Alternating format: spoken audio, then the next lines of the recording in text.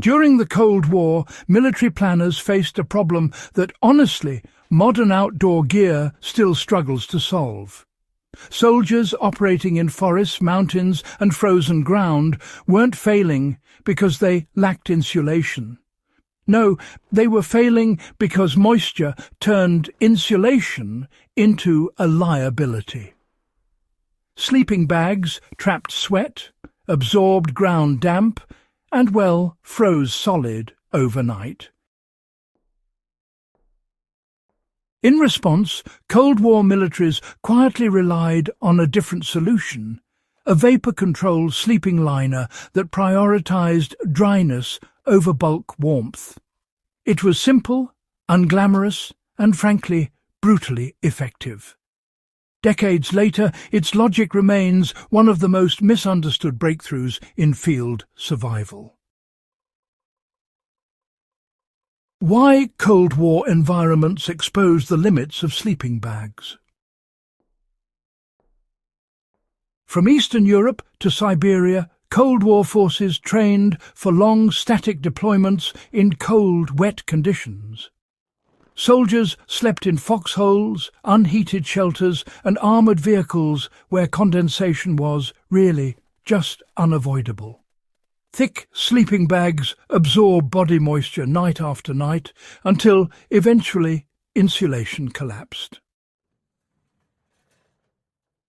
Once wet, bags became heavier, colder, and impossible to dry in sub-zero environments. Commanders realized that adding more insulation only delayed failure.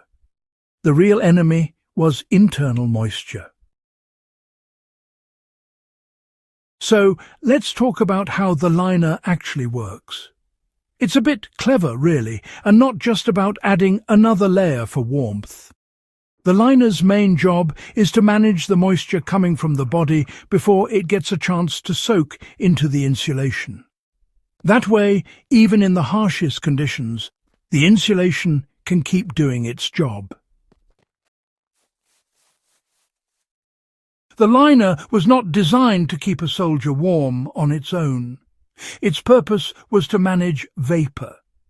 Typically made from tightly woven cotton, rubberized fabric, or later coated nylon, the liner acted as a vapour barrier between the body and the outer insulation. Sweat produced during sleep was trapped inside the liner instead of migrating into the sleeping bag or blanket. This kept the insulation completely dry, even after weeks in the field. Dry insulation retains its thermal value indefinitely. Wet insulation fails quickly.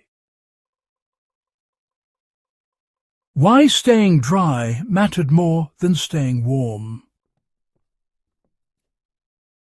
Cold War research showed that a slightly cool but dry soldier survived better than a warm but damp one. Moisture next to the body leads to evaporative heat loss, rapid chilling, and frost injury. The liner forced the body to adapt by reducing sweat production during sleep. Over several nights, soldiers acclimated, perspiring less and maintaining stable body temperature. This adaptation was impossible inside traditional sleeping bags that encouraged sweating. Out in the field, condensation could quickly become a real problem, you know. Moisture would build up inside the sleeping system, making everything damp and uncomfortable. Soldiers had to constantly manage this issue, since wet gear meant cold nights and, well, a much higher risk of hypothermia. The liner was placed directly against the skin or over a thin base layer. On top of it went blankets, quilted bags or parkas, depending on conditions. The liner itself was never meant to absorb moisture. In the morning, it was wiped dry or shaken out. The insulation remained untouched by sweat or ground damp.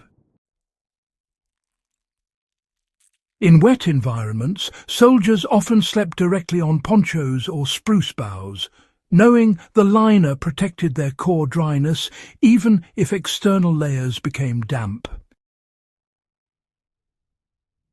Why condensation did not become a problem inside the liner? Critics often assume vapor barriers cause internal soaking. But, Cold War tests showed the opposite when used correctly. Because the liner trapped warm, humid air close to the body, temperature remained high enough to prevent condensation.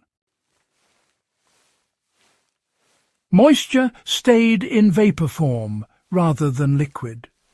The liner's smooth interior prevented pooling. This principle is still used today in high-altitude mountaineering vapor barrier systems. When you look at it, the performance of these systems, has only improved with time. Modern applications draw on the same core ideas, just with, better materials and a bit more know-how. In Arctic training exercises, liners proved decisive.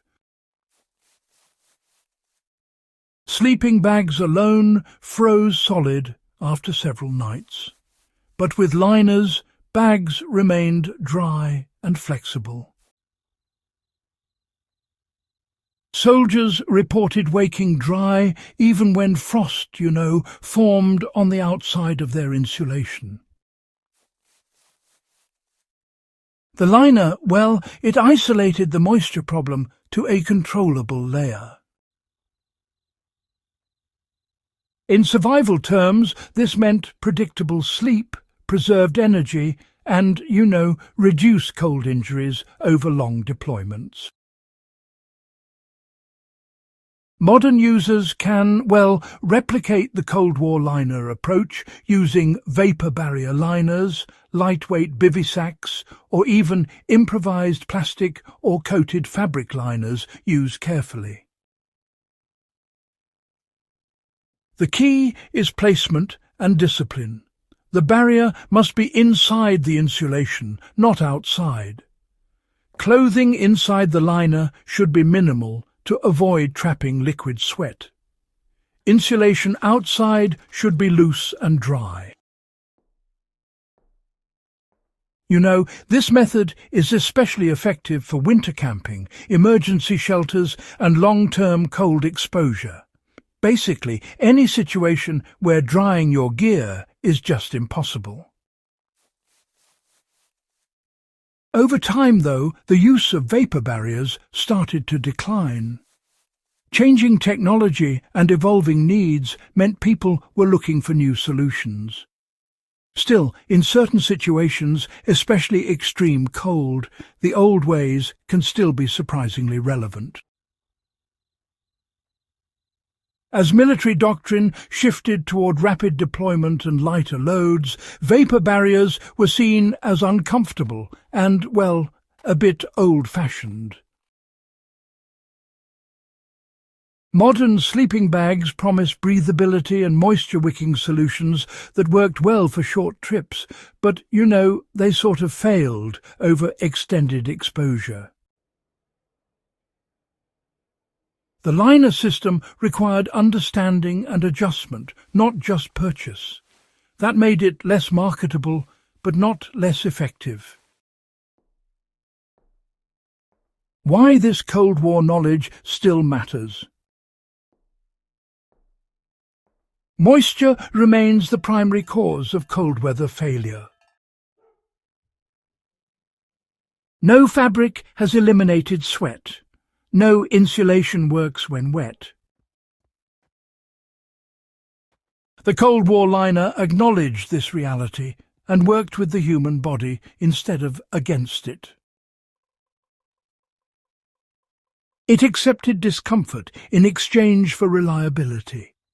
In survival situations, reliability matters more than comfort. This system represents a broader Cold War survival philosophy: control variables, reduce failure points, and prioritize long-term function over short-term comfort. It was not elegant, but it worked every time. If this deep dive into Cold War fieldcraft helped sharpen your understanding of real-world survival history, support In the Beginning by subscribing, sharing this episode, and helping preserve practical knowledge that modern gear often forgets.